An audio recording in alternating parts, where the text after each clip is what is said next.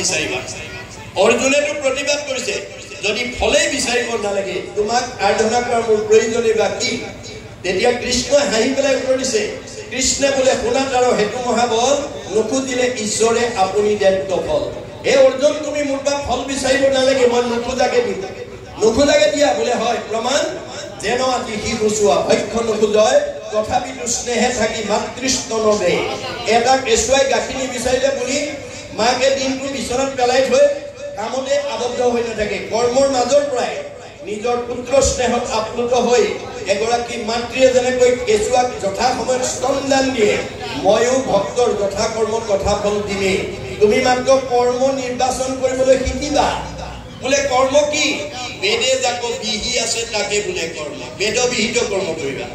আজি আপোনালোকৰ গাঁৱে এই 3 দিনীয়া কাৰ্যসূচী বেদবিহিত কৰ্ম কৰিছে বেদে কি বিহিছে ঈশ্বৰৰ অৰ্থে যিটো কৰে তাকে বোলে কৰ্ম আজি ইমান মিলাক আত্মাক এতিয়া মাতি আনি আপোনালোকে ভাগৱত শুনাই জন্ম জন্মান্তৰ কাৰণে পুণ্য সঞ্চয়ৰ এটা সৌভাগ্য দি দিলে গতিকে এইটো বেদবিহিত কৰ্ম বেদে যাক নিষেধ দিছে সেইটো অকৰ্ম আৰু বেদে যিটো কৰিব নালাগে বুলি কৈছে সেইটো কৰিব নালাগে কি কৰিব নালাগে যত দেখা ভূতপ্ৰাণী সবাহাকে বিষ্ণু মানি হিংসা এৰি কৰা উপকাৰ মই সবতে আছো দে পাৰিলে উপকাৰ কৰিবা কাকো হিংসা নকৰিবা আমি যদি কাৰোবাক হিংসা কৰিব যাওঁ তে আমাৰ কি হ'ব পাপ আয় ফলপীড়ন আপুনি কৰিব পাৰিব আপোনাৰ ক্ষমতা আছে শক্তি আছে বুদ্ধি আছে কিন্তু আপোনাৰ জীৱনলৈ কি নামি আহিব পাপ নামি আহিব আপুনি সীমা ঘৰিয়াকে কৰক কগাই ভাইকে কৰক মানে সমাজৰ কাৰোবাকে কৰক আপুনি হিংসা কৰিব পাৰিব কিন্তু আপোনাৰ জীৱনলৈ পাপ নামি আহিব পাপ নমাৰ লগে লগে আপোনাৰ জীৱনলৈ দুখ দুৰ্গতি নামি আহিব আয়ু কাটি দিব ভগৱানে আনক হিংসা কৰা মানুহক কেতিয়াও 100 বছৰ ভোগ কৰিবলৈ নিদিয়ে মনত ৰাখিব কথাটো এই তথ্য আমাক ভাগৱতে দি আছে গতিকে এইখিনি আমি জানিব লাগিব গতিকে আজি আপোনালোকে 3 দিনীয়া কাৰ্যসূচীটো বেদবিহিত কৰ্ম কৰিছে আৰু আৰ্জিত অৰ্থৰ সাৰ্থক ৰূপায়ণ কৰিছে আপোনালোকৰ গাঁৱত গৈ বহুত ধনী গাঁও আশে-পাশে থাকিব পাৰে বহুত শিক্ষিত গাঁও থাকিব পাৰে কিন্তু এনেকুৱা 3 দিনীয়া কাৰ্যসূচীৰে জগতৰ উপকাৰ হোৱা কৰ্ম কৰিব নোৱাৰিবও পাৰে যদিহে ঈশ্বৰৰ কৃপা নকৰে আজি আপোনালোকৰ এই পাত্ৰকৰি ভাবিছো বা গাঁৱৰ ওপৰত ভগৱানৰ কৃপা পৰিছে ভাগৱতে কৈছে শতকোটি জন্মান কৰে হুৱে মহাভাগ নৰহৰি লগত দিবে তেবে পাৱে লাভ তাতো যেনে মূৰদায়া ভৈলদাক প্ৰতি কেহিকে কৰিব পাৰে আমাতো ভগতি আপোনালোকে 3 দিনীয়া কাৰ্যসূচীৰে এই ভক্তি কাৰ্যটো ভগৱানৰ কৃপাৰ বলতহে কৰিব পাৰিছে আৰু ভাবিছে বহুত ধন টকা পইচা থাকিলেও কৰিব নোৱাৰে যদি না ভাবে ন লগতে সৰ্বম ভগৱানে কৈছে মই তোমাৰ হৃদয়তে আছো সমস্ত ভূতৰে মই আছো হৃদয়ত কি কাৰণে আছো যাদৃশী ভাৱনা জৈস সিদ্ধি ভৱতি তাদৃশী যোনে যেনেকৈ ভাবে তেওঁৰ মনৰ ভাৱনা তেনেকৈ পূৰণ কৰিবৰ কাৰণে মই হৃদয়তে আছো তুমি মাত্ৰ ভাবিবা ভাবে ন লগতে সৰ্বম ভাবিব পাৰিলে সব মূৰ্বা আদায় কৰিব পাৰিবা ভাবে ন দেৱদৰ্শনম ভাবিব পাৰিলে দেৱতা দৰ্শন কৰিব পাৰিবা ভাবে ন লগতে পৰম জ্ঞানম ভাবিব পাৰিলে পৰম জ্ঞানৰ অধিকাৰী হ'ব পাৰিবা তস্মা ভাব অৱলম্বনম আপুনি এটা ভাল কাম কৰিম বুলি ভাবিব লাগিব না ভাবিলে আপোনাৰ ধন টকা পইচা থাকিলেও বিদ্যা বুদ্ধি থাকিলেও আপুনি কৰিব নোৱাৰিব পাৰে মনত ৰাখিব কথাটো এই তথ্য আমাক দিছে এতিয়া পৰৱৰ্তী পদে আমাক কি ক'ব আমি পুনৰ আমি পদবন্ধে আলোচনা কৰি চাওঁ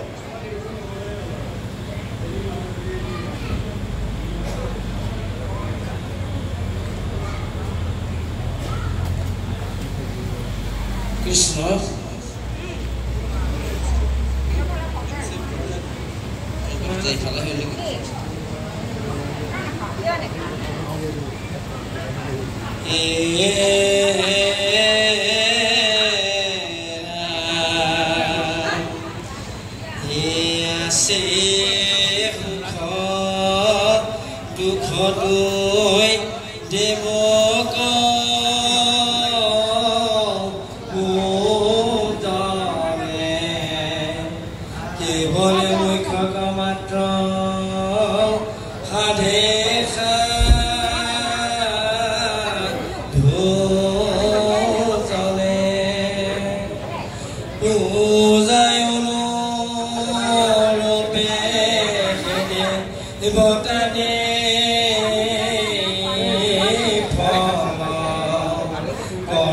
কৰুণা মাত্ৰ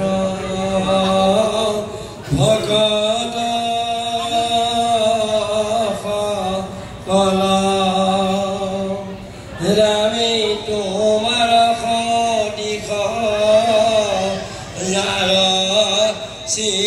কৃষ্ণ মন সমালয় হিমত হুৱে চৰল কৰিলাকে তাত যদি লিখিম হয় তথাপিতো বুজো ভাগ অতত সয় পৰমচৰ ধাই যাক শুনিল মাতকে দুগুৰ সংসাৰ দুখ তলে সৰ্বলোকে দেৱৰ মায়াই মূল মোহময় মল পুতকামে পূৰ্বতক ঋণু আৰাধন যদ্যপি মুকুতি দেন্ত মুকুন্দে সদায় তাকল বাঞ্চিলো পূৰ্বে পুত্ৰ আশায় জেলমতে তৰুৱাবে সংসাৰৰ ক্লেশ মুকয় মহামুনি দিওঁ সেই উপদেশ তুহিলা কৃষ্ণক তুমি জীৱত ভকতি আমাক শিক্ষায়ো তাক সমস্তে সম্প্ৰতি যেবে বসুদেৱে হেন কুচিলা হৰিষি হৰিস্মৰি আতি প্ৰীতি ভৈলা দেৱ ঋষি পুলকিত তনু মনে মিনিলয় আলাদ পাছে বসুদেৱক লীলাসাধু মাদ ধন্য ধন্য সাৰভূতি কৰিলা নিশ্চয়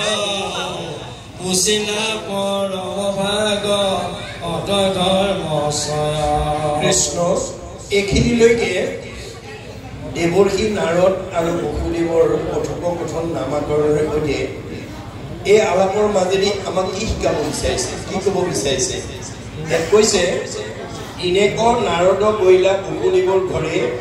দেখি বসুদেৱে তাংক কুচিলা সাদৰে কৰিয়া প্ৰণামত আছে পাছে আসনে বহি খাই বুলিলা বিনয়ে বাক্য নাৰদক চাই এইটো আমাৰ গৃহস্থী ধৰ্মৰ নিয়মৰ কথা কৈছে নে আমাৰ ঘৰলৈকে আপোনালোকৰ এইখন গাঁৱত আপুনি বসবাস কৰি আছে আপোনাৰ গৃহলৈ যদি কোনোবা অতিথি আহে তেতিয়া আমি প্ৰথম তেওঁক আচমনি কৰি হাত ভৰি ধুৱাই আনি পদ এখনত বহুৱাই শক্তি অনুৰূপে তাৰ প্ৰীতি আচৰিবা অৰ্থাৎ আছে যদি ধূপ এডাল জ্বলাই সেৱা এটা কৰিব কৰি আশীৰ্বাদ এটা লোৱাৰ পিছতহে আগমনৰ কাৰণটো শুনিব লাগে মনত ৰাখিব দেই আপোনালোকৰ ঘৰলৈ অহা অতিথিজনক আঁতৰ ওচৰ ভাত নানিব আমাৰ বেদৰ মতে কাৰণ আমাৰ দেহৰহে আঁতৰ ওচৰ থাকে আত্মাৰ নহয় আত্মা সৰ্বব্যাপ্তমান আপুনি 20 মাইল আঁতৰৰ অতিথি এজনক আপোনাৰ ঘৰলৈ আহিলে আপুনি পথখনত বহুৱাই লৈ ধূপ এডাল লৈ পেলাই যদি পৰিয়ালে সেৱা কৰে তেওঁ ও হৰি ওৰাম বুলিয়ে ক'ব আৰু নিচেই ঘৰৰ কাষৰ আলহীজন আহি আপুনি যদি পথত বহুৱাই সেৱা এটা লয় তেওঁ ও হৰি ওৰামে বুলি মনত ৰাখিব কথাটো আপুনি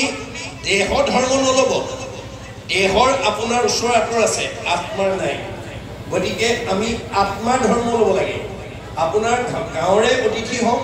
বা 10 মাইল আঁতৰে হওক আপোনাৰ ঘৰলৈ অহা অতিথিজনক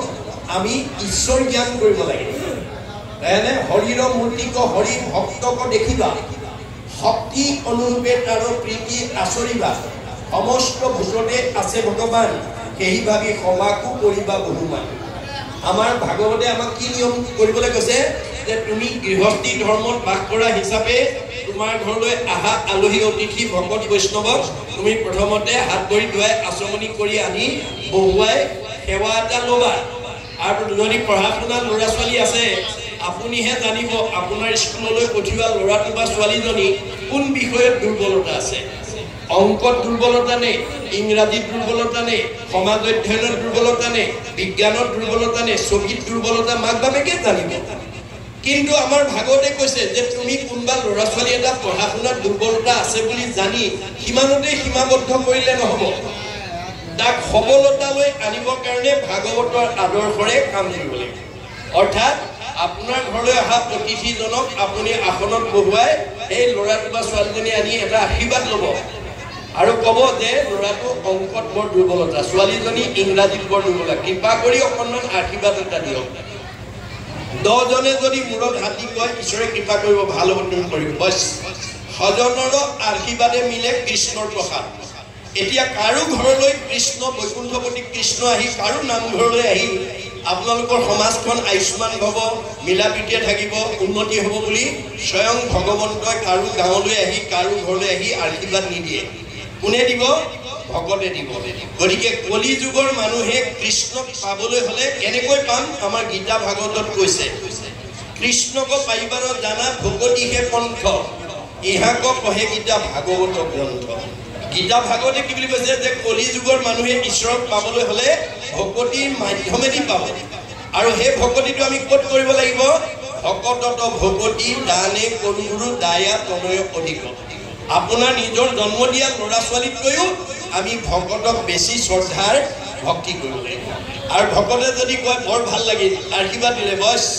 ঈশ্বৰে কৃপা কৰিব সজনৰ আশীৰ্বাদে মিলে কৃষ্ণৰ প্ৰসাদ একাদশ আমাৰ শেষ দশমত এই কথাটো কৈ দিছে গতিকে ভকত বৈষ্ণৱে যদি আশীৰ্বাদ দিয়ে ভগৱন্তই কৃপা কৰিব গতিকে আপুনি যাতে ল'ৰা ছোৱালীকেইটাক ভকতৰ আশীৰ্বাদৰ পৰা বঞ্চিত কৰিব লগা নহয় আজি আমাৰ বহুত পিতৃ মাতৃয়ে নিজে সেৱা কৰে ল'ৰা ছোৱালীকেইটাক আনি আশীৰ্বাদ এটা নলয় সেইটো যদি আছে অভাৱ আপোনালোকে পূৰণ কৰিব আমাৰ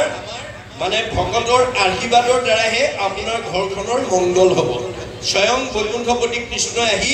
আপোনালোকৰ মংগল হওক বুলি নকয় ভকতে ক'ব গতিকে ভকতৰ আশীৰ্বাদটো আমি গৃহস্থী ধৰ্মত প্ৰথমতে আমি প্ৰাধান্য দিব লাগিব এই কথাটো কৈছে এতিয়া নাৰদ অহাৰ লগে লগে দিনেক নাৰদ গ'ল বসুদেৱৰ ঘৰে দেখি বসুদেৱে তাংক পুজিলা সাদৰে সাদৰে পূজা কৰিছে সেৱা কৰিছে কেনেকৈ কৰিয়া প্ৰণাম পাছে আসনে বৈখাই প্ৰথমতে আসনত বহুৱাই লৈছে বুলিলা বিনয়ে বাক্য নাৰদ গোসাই তেতিয়া অভিনয়ে তেওঁ কৈছে কি বুলি পিতৃ মাতৃ আহিলে পুত্ৰ যেন সুখ সন্ত আগমনত দুখীৰ গুছে দুখ আপোনাৰ মাক দেউতাক প্ৰবাসলৈ গ'লে ল'ৰা ছোৱালীয়ে যেনেকৈ দুখ পাই থাকে আকৌ ঘূৰি আহিলে যেনেকৈ আনন্দ পায় ঠিক তেনেকৈ আমাৰ ঘৰলৈ আলহী অতিথি আহিলে আমি তেনেকুৱা আনন্দ পাব লাগিব মনত ৰাখিব কথাটো আমাৰ ভকত বৈষ্ণৱ আমাৰ গৃহলৈ আহিলে আমাৰ মানে মাক দেউতাক প্ৰবাসৰ পৰা ঘূৰি আহিলে ল'ৰা ছোৱালীয়ে যিটো আনন্দ পায় আমাৰ ঘৰলৈ ভকত বৈষ্ণৱ আহিলে আমি সেই আনন্দটো পাব লাগে মনত ৰাখিব কথাটো এইটো নিয়ম মানে নিয়মে কৈ আছে দেই আমি এখন গৃহস্থী ঘৰত শান্তি কেনেকৈ প্ৰতিষ্ঠা কৰিম শান্তি আমাক কোনে দিব ভগৱানে পোনপটীয়াকৈ নিদিয়ে ভকতৰ আশীৰ্বাদ লাগিব গতিকে ভকতৰ পদধূলি নপৰা ঘৰখন কেতিয়াও শান্তিৰ ঘৰ হ'ব নোৱাৰে যাহাৰ গৃহত নহি উপগত একান্ত হৰি ভকত তাৰ গৃহ ছয় সৰ্পৰ আলয় মহন্তৰ ইটো মত পৃথু প্ৰভুৱে এই কথা কৈছে চতুৰ্থ স্কন্ধ ভাগৱতত আমাক নিয়মৰ কথা কৈ আছে যে আমি গৃহস্থী ধৰ্মত বছৰত এবাৰ হ'লেও আমাৰ ভকতৰ পদধূলি কৰিব লাগে পাৰিলেতো সদায় নোৱাৰিলে সপ্তাহত নোৱাৰিলে পষেকত নোৱাৰিলে মাহেকত নোৱাৰিলে 3 মাহত নোৱাৰিলে 6 মাহত নোৱাৰিলে বছৰেকত এবাৰ হ'লেও শক্তি অনুসৰি দেই কাৰোবাৰ অৱস্থা ভাল 100 জন মাতিছে কাৰোবাৰ অৱস্থা বেয়া 10 জন মাতক 10 জনক মাতি আপুনি দিল খুচিকে আপুনি সেৱা এটা আশীৰ্বাদ এটা লওক তেতিয়া সেইখন ঘৰ প্ৰদূষণ মুক্ত হ'ব নহলে প্ৰদূষণ যুক্ত হৈ থাকিব 5 প্ৰকাৰ পাপে আমাৰ ঘৰখন প্ৰদূষণ মুক্ত কৰি দিব জলকুম্ভ চুলিয়া বাঢ়নি ঢেকি পতা গৃহস্থৰ গৃহে শুনা এই পঞ্চগোটা এই 5টা পাপে আমাক জৰ্জৰিত কৰিব গতিকে আমাৰ এই পাপকেইটাৰ কাৰণে কি বুলি কৈছে কন্দনি পেহনি চুলি কলসী মাৰ্জনী গৃহস্থৰ পঞ্চ হিংসা সিজে ৰাতি দিনী তাৰ দুখে গৃহবাসী স্বৰ্গক নাযায় কৃষ্ণ অৰ্থে পৰিপূৰ্ণ মুকুতি গপায় আপোনাৰ ঘৰখনত কৃষ্ণ সংস্কৃতি অৱলম্বন কৰিছে নে নাই তাৰ ওপৰতে আপোনালোকৰ ঘৰত বাস কৰা জীৱকেইটা মুক্তি পাবনে অধুগতি যাব সেইটো নিৰ্ভৰ আমাক ভাগৱতে নিয়মৰ কথা কৈ আছে আমি ইয়াৰ পৰা নিয়মবিলাক মানে শিকি যাব লাগে দেই মনত ৰাখিব সন্ত আগমনত দুখীৰ গুছে দুখ সেই মতে ভগৱন্ত তদু আগমনে সমস্কৰে কুশল হৈ পাবইখনে ভগৱন্ত যাৰ ঘৰলৈ যাব তেওঁৰ মংগল হ'বই আৰু ঠিক তেনেকৈ ভগৱন্ত স্বৰূপ যাৰ ভকত যাৰ ঘৰলৈ যাব তাৰ ঘৰত আশীৰ্বাদ পাবই আৰু ভকতে সদায় আশীৰ্বাদেই দিয়ে কেতিয়াও অভিশাপ নিদিয়ে গতিকে দেৱতাৰো পৰিশ্ৰেষ্ঠ সন্ত সাধুজন সাধু সন্তে সৰ্বসুখ হুৱে অনুক্ষণ গতিকে দেৱতাতকৈ সাধুসকল শ্ৰেষ্ঠ গতিকে সাধুসকলৰ যাৰ আগমন হ'ব যাৰ আশীৰ্বাদ হ'ব সেইখন ঘৰলৈ মংগল নামি আহিব মিলে সুখ দুখ দুই দেৱক পূজনে কেৱলে সুখক মাত্ৰ সাধে সাধুজনে আমি দেৱতা পূজা কৰিলে সুখ দুখ দুইটা লাগিব যেতিয়া পূজা অনুৰূপে যদি পূজা দিব নোৱাৰো আপুনি দুখ ভুগিব লাগিব কিন্তু সাধুসকলক আপুনি কোনোদিন দুখ পাব লগা নহয় সাধুৱে সদায় মানুহক আশীৰ্বাদে দিয়ে কোনোদিন অভিশাপ নিদিয়ে পূজা অনুৰূপেহে দেৱতা দেই ফল দেৱতা পূজিলে দেৱতাই পূজা অনুপাতেহে আপোনাক ফলটো দিব সাধুসকলে স্বভাৱতে দুখিত বৎসল কিন্তু সাধুসকল সদায় দুখীয়াৰ প্ৰতি বৎসল মানে সদায় তেওঁলোকৰ মংগল সাধন কৰে তোমাৰ সদৃশ যাৰ শ্ৰীকৃষ্ণত মন